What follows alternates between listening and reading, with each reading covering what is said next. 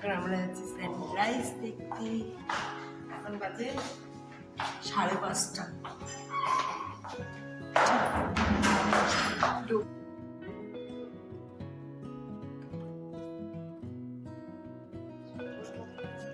Good morning বলো।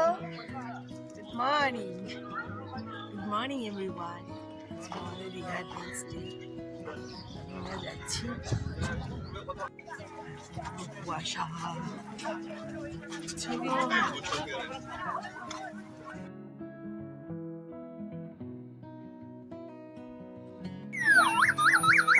হ্যাঁ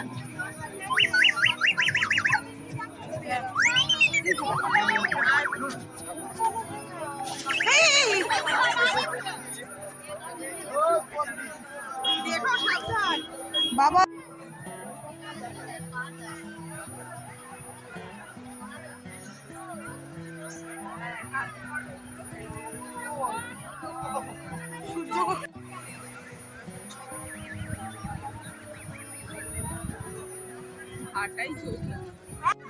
এত কুয়াশা যেখানে সূর্যের কোনো দেখাই নেই। দেখো আমরা এসে শুধু ঢেউই দেখতে পাচ্ছি, কোনো সূর্য তো দেখতেই পাচ্ছি না। কিন্তু ওয়েদারটা খুব সুন্দর আর ভীষণ ঠান্ডা এখানে। আর তার থেকে বড় কথা কি বলতো, মানে এত ঢেউ আসছে আর পাথরগুলো এখানে এমনভাবে ফেলেছে যে এখান থেকে ওয়েদারটা ভীষণ দুষ্কর, ভীষণ ঠান্ডাও লাগছে আর ওয়েদারটা সেই লাগে সেই।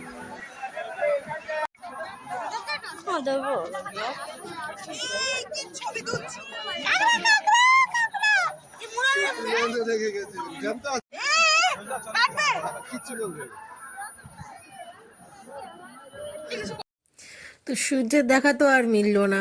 অনেকক্ষণ ঘোরাফেরা করার পরে সকাল সকাল একটু চায়ের নেশাতে উঠলোই। চা খেলাম আর ছেলে ওরা খেলো ডিম টোস্ট, খেয়ে চললাম একটু সাইড সিন দেখতে।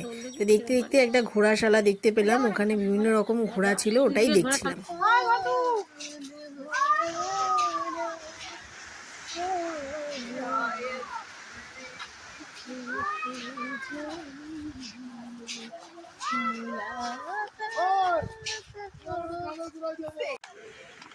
তো যখন সাইট সিন দেখছি এরা রিলস বানাচ্ছে, খুব এনজয় করে রিলস বানাচ্ছে, ওকে দেখেও কিন্তু খুব ভালো লাগছিল। আর সেই সময় আমার ছেলে হাঁ করে ওদের দিকে দেখেই যাচ্ছে, যত ওকে টেনে আনছে ওখানেই দাঁড়িয়ে দেখছিল।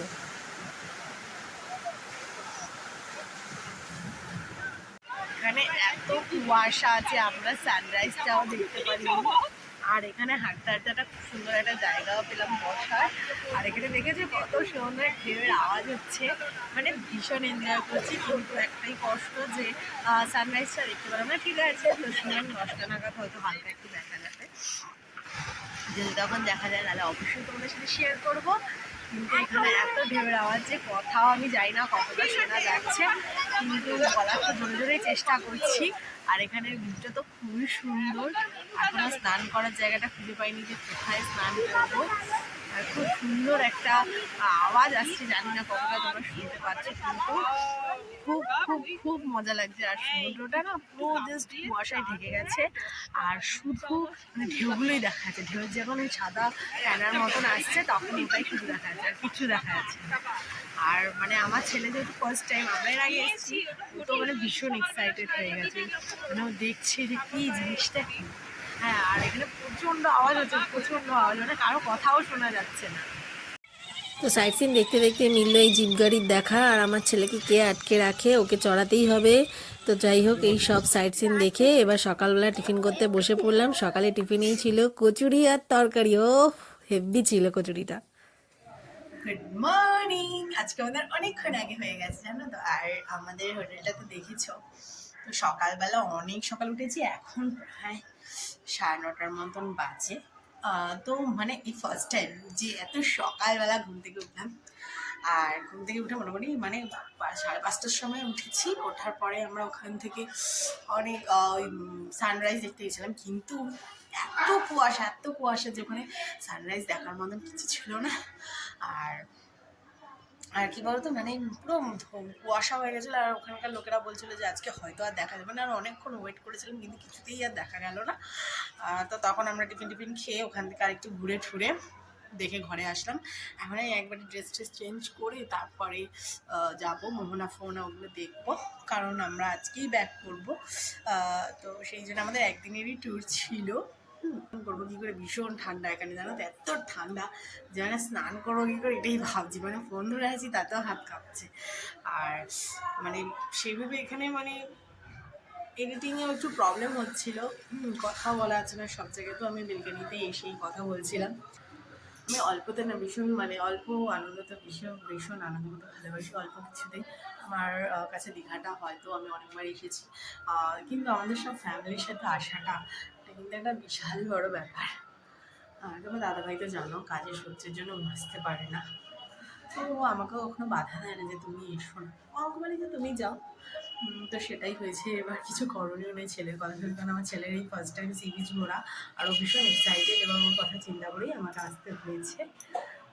তো যারা ওয়ান ডে ট্যুর করতে চাও তারা দীঘায় এসে ঘুরতে পারো, এটুকুনি আমি বলতে পারি। কারণ ওয়ান ডে ট্যুর ঠিক আছে, বাট পুরী ফুরি হলে না ওই জায়গাগুলোতে 7-8 দিন না থাকলে হয় না। এই জন্য ওয়ান ডে হিসেবে ঠিক আছে, তাও কম হয়ে যায়, কিন্তু কিছু করণীয় নেই। তো ওটা দিয়ে ঘুরতে যাচ্ছি, তারপর ওখান থেকে একবারে স্নান করে বাড়িতে আসবো। তো দেখতেই পাচ্ছ সবাই কিন্তু আমরা রেডি। তো চলো গো গো গো গো গো গো গো গো গো।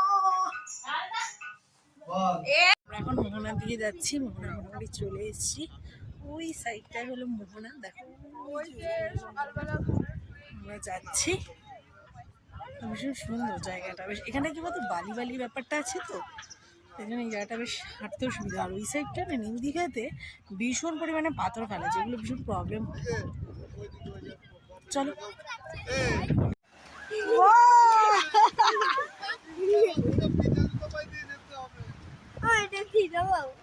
এখানে কিন্তু অনেক কিছু দেখা যাচ্ছে, দেখো এখানে অনেক কিছু পাওয়া যায়।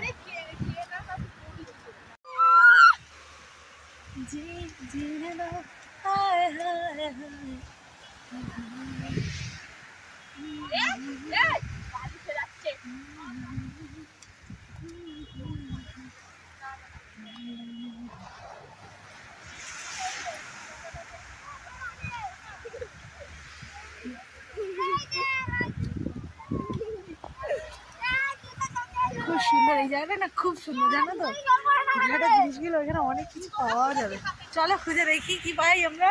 আমরা এই বলতেই আমরা যাচ্ছি মোহনার।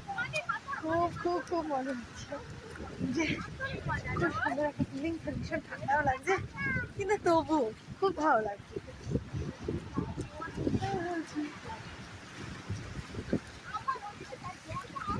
জলগুলো এখন পায়ে এসে পড়ছে না, জাস্ট অসাম। আচ্ছা তো ভীষণ এক্সাইটেড, মানে ও এতদিন পর ফার্স্ট টাইম সমুদ্র দেখছি, ভীষণ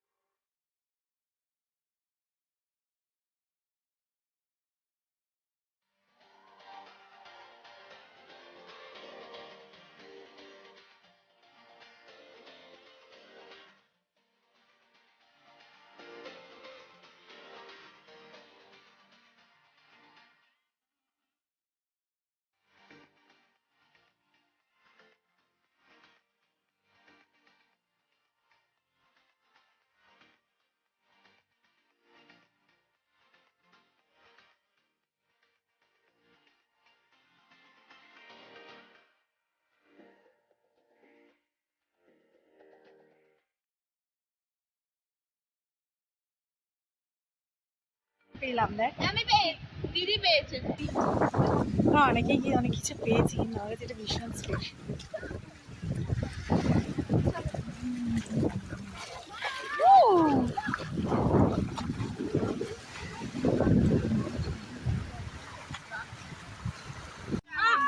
আমি একটা চিনি পাইছি। কি মা? চিনি পাইছি গোটা জিনিস। ও দেখো মা, গোটা ঝিনুক পেয়েছে, এই দেখো। না না পচা না। না না, এগুলো এরকম থাকে বাড়িতে। হ্যাঁ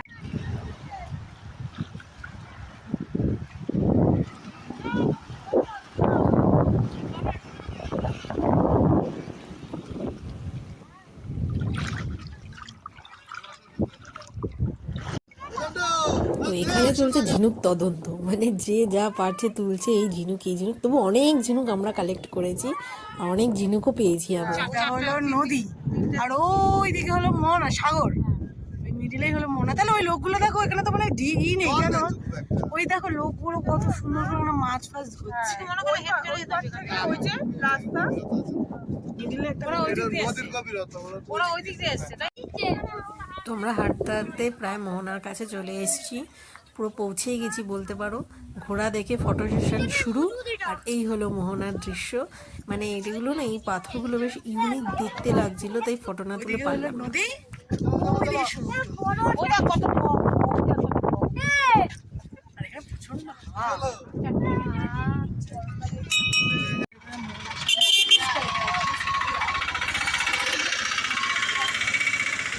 অনেক শুটকি মাছের দোকানে দেখতে পাচ্ছি, আর ছোটো ছোটো ডাব নিয়ে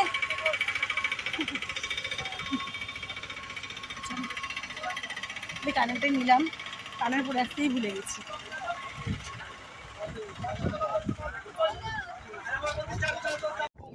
অবশেষে সূর্য দেখা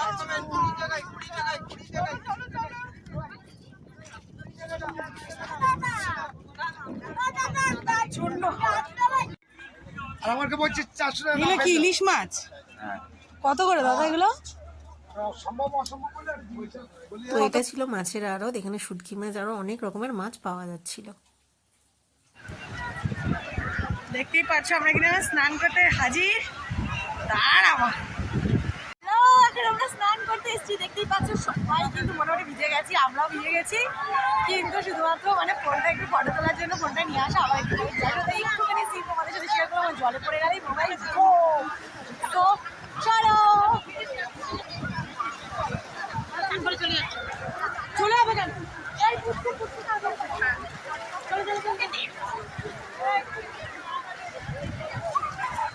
এখন সাঁতার কাটছে আমার ছেলে, নদী ভেবে সাঁতার কাটছে, দেখতে পাচ্ছ? দেখো ঢেউ কত সুন্দর, ওই যে সানরাইজ। এখন আমরা স্নান ধান করে এই হোটেল থেকে বেরোচ্ছি, খাবো বলে খুব তাড়া, বাবা নিচে খুব তাড়া দিচ্ছে। আমরা তো সাজতে সাজতে এত টাইম ওভার করে দিয়েছি, বাবা বলছে এবার আর খেতে হবে না, ধরে খেয়ে দিচ্ছি, চল বাড়ি যাই। তো এখন আমরা খুব বেশি মোটামুটি রেডি হয়ে গেছি, সব করে নিয়েছি, একবারে রেডি যাওয়ার মুহূর্তে, যেহেতু একবারে যাওয়ার মতন করেই রেডি হয়ে নিয়েছি। আর তো চলো, হ্যাঁ প্রচন্ড শীত করছে, কিন্তু আমাদের সোয়েটার মানে কিচ্ছু করিনি, কি হবে দেখে দাস কিন্তু পরে মামা